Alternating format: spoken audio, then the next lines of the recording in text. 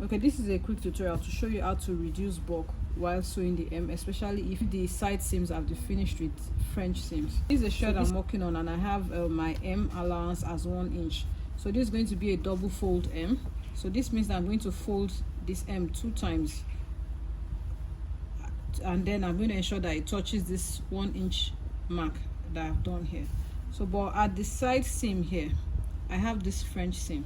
So if I fold it this way, there's going to be a bit of bulk here, and my sewing machine will find it difficult to sew this part. So in order to do this, I'm going to mark my 1 inch allowance on the side seam that's across that side seam there. I need to cut this portion of where I have the French seam. That's the first seam of the French seam, the box. So I'm going to cut into my fabric here. Please note, this is 1/4 of an inch before the 1 inch mark that I made here.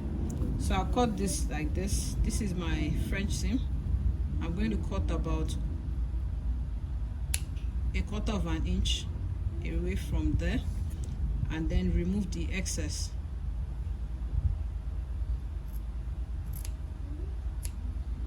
So what I'm really removing is the first stitch that you get to do when you're working with French seams.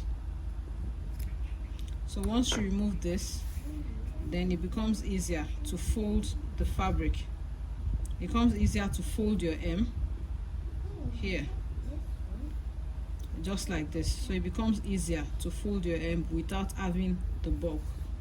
So that's this. So once I have this pinned, I'm going to take this to my pressing board.